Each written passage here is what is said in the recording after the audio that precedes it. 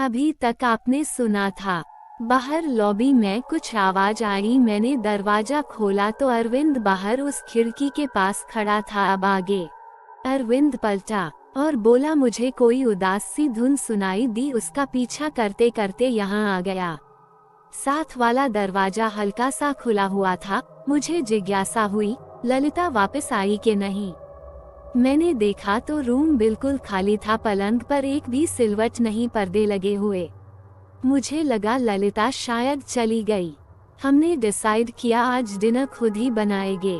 अरविंद ने शिब्बू से चिकन और वोडका ले आने को कहा।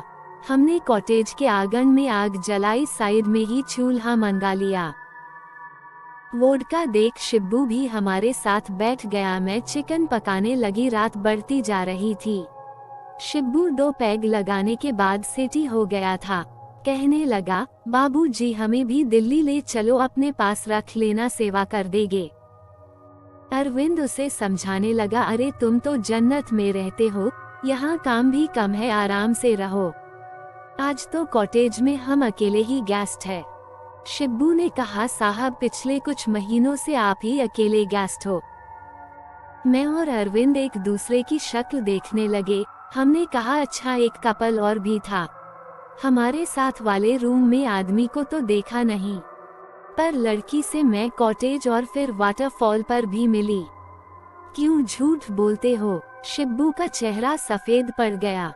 वो कुछ नहीं बोला। अरविंद ने कहा, क्या हुआ? शिब्बू अपना गला साफ करते हुए बोला, साहब मैं अपनी माँ की कसम खाता हूँ, आप यहाँ अकेले ही गेस्ट हो।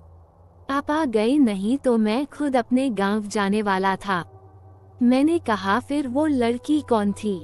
कहाँ से आई? शिब्बू ने बताया, इस कॉटेज के बारे में बहुत कहानियाँ फैली हुई है। ये बहुत पहले अंग्रेजों के जमाने में किसी साहब बहादुर का घर था और यहाँ कुछ मौतें हुई थी। तब से आसपास के लोग यहाँ आवाजें सुनने लगे। कभी कोई उदास सी धुन, कभी लड़की के गाने की, कभी रोने की।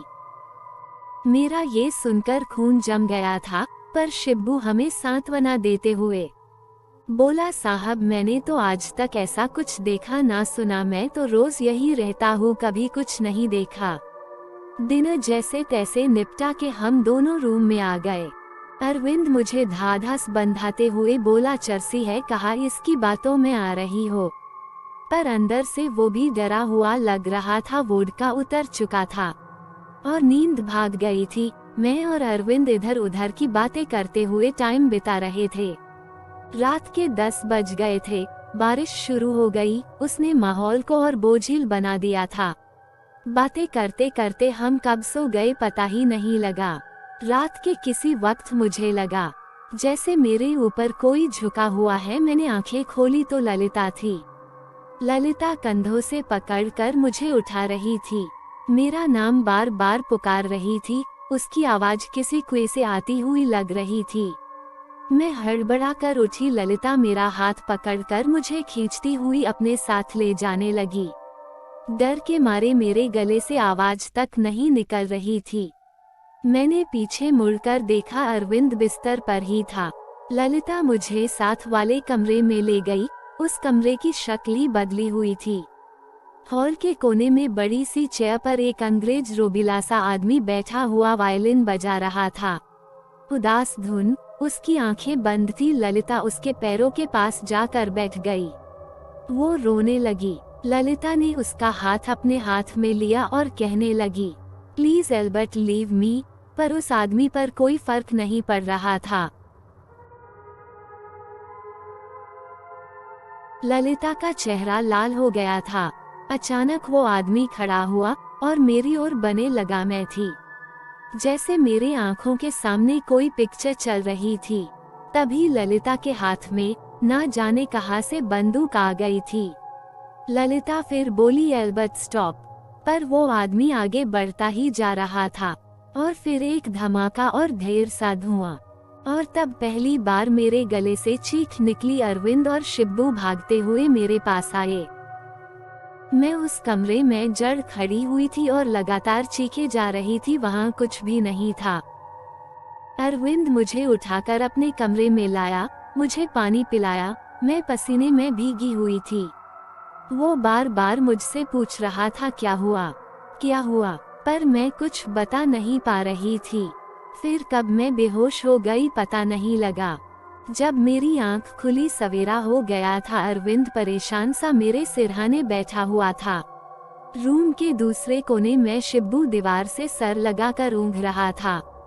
मैंने उठने की कोशिश की तो अरविंद ने मेरी मदद की। ऐसा लग रहा था जैसे मैं सदियों से बीमार हूँ, बहुत कमजोरी लग रही थी। शिब्बू को अरविंद ने काफी बनाकर लाने को कहा। फिर मुझे बाहों में भरते हुए कहा, क्या हुआ था किरण, तुम रात को वहाँ क्यों चली गई थी? मैंने सारी बात बता दी। अरविंद सुनकर सन्न रह गया। उसने जैसे तैसे पैकिंग की, मुझे सहारा देकर तैयार करवाया और हम निकल पड़े कॉटेज से। जैसे जैसे दूर जा रहे थे मेरे शरीर में जैसे जान आती जा रही थी। हम बाजार में पहुंच गए। ललिता ने उस छोटे से ढाबे पर गाड़ी रोक दी। वो बुड्ढा चाय बना लाया। अरविंद और मेरी सफेद शक्ल देखकर वो बोला, साहब हम तो पहले ही दिन आपको बताने वाले थे, पर शहर के लोग ऐसे बातों को कहाँ मानते हो।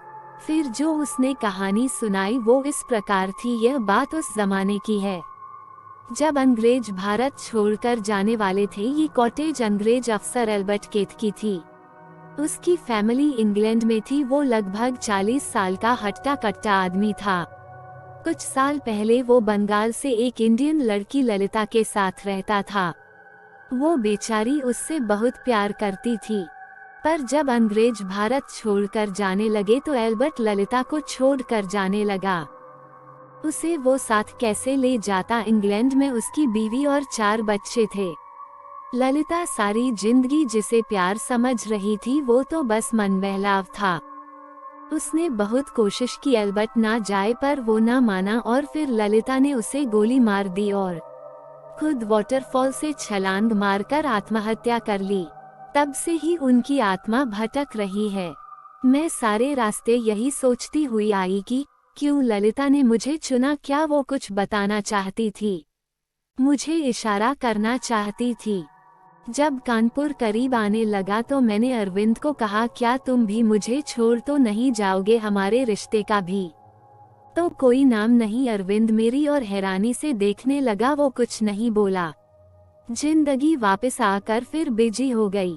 एक शाम मेरा फोन बजा। हेलो जानेमन, रेडी हो जाओ, मम्मी पापा आ रहे हैं। उलझे बालों वाली लड़की ने मेरी जिंदगी सुलझा दी थी।